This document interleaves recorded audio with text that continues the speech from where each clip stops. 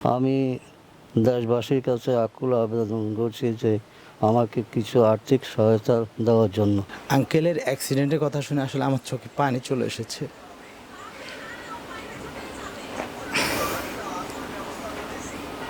Noakhali Times, দৃষ্টি জুড়ে বাংলাদেশ। আমি আপনাদেরকে এমন একজন লোকের সাথে পরিচয় করে দিব যিনি ফ্যামিলির মধ্যে একজনই ছিলেন কর্মিক এবং কি কর্ম করে ওনার জীবিকা নির্বাহ করতেন। উনি ছিলেন একজন নীলাচলের সুপারভাইজার। আমার নাম মঞ্জুর হাসান কাউসার। আমি নীলাচল পরিবহনের সুপারভাইজার ছিলাম, ঢাকা নোয়াখালী রুটে পরিবহন।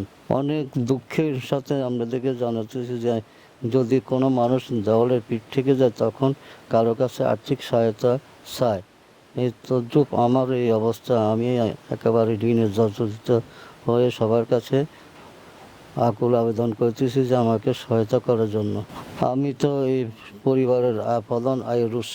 এখন দুর্ঘটনার কারণে আমি বিছানায় শুয়ে রয়েছি, আমার আয়ের কোনো কিছু নাই। আমার ছেলে একজন বেকার, ইন্টার পরীক্ষা দেন মেট্রিক পাস করে বসে রয়েছে। এখন যদি কেউ কোনো সহায়তা, সহৃদয়বান ব্যক্তি যদি পারেন আমাকে একটু সহায়তা করবেন এবং আমার ছেলের একটা চাকরির ব্যবস্থা করে দিবেন, আমি দেশবাসীর কাছে আকুল আবেদন করতেছি। সে একটা পুরুষ মানুষ তখনই দেয়ালে পিঠ থেকে গেলে সবার কাছে সহযোগিতা চায়।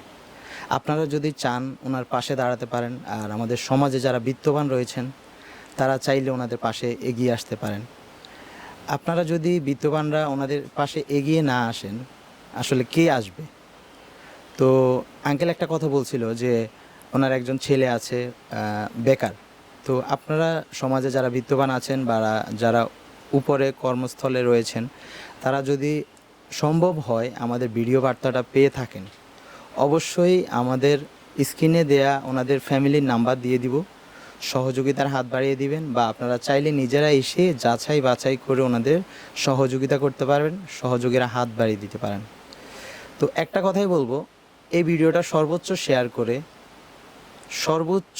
করে এবং কি আবারও বলবো সর্বোচ্চ শেয়ার করে সবাইকে দেখার সুযোগ করে দিবেন। আমি ওনাদের বিকাশ নাম্বার দিয়ে দিব, ওনাদের পার্সোনাল বিকাশ নাম্বার। ওনাদের সাথে যোগাযোগ করে যদি সন্দেহ মনে হয়, এখন তো আসলে চোর বাটপাড়ার অভাব নেই, অনেকে টাকা মেরে খেয়ে ফেলে। তো আমি বলবো যে ওনাদের যে স্ক্রিনে বিকাশ নাম্বারটা দিয়ে রাখবো, আপনারা চাইলে ওই বিকাশ নাম্বারে সহযোগিতা করতে পারেন। আর যদি তাও না পারেন তাহলে ভিডিওটা একটা শেয়ার করে সবাইকে পৌঁছে দিবেন। হয়তোবা আপনি দিতে পারবেন না, কিন্তু যারা বিত্তবান রয়েছে তারা কিন্তু অবশ্যই পারবে। আর যদি সম্ভব হয় আমাদের নোয়াখালীতে যারা রয়েছেন রাজনীতিবিদ থেকে শুরু করে এবং কি যারা আইন শৃঙ্খলা বা আমি বলবো যে যারা সরকারি ডিপার্টমেন্টে রয়েছেন, আপনারা যদি চান, যদি চেষ্টা করেন, এই পরিবারের পাশে আপনারা দাঁড়াতে পারেন।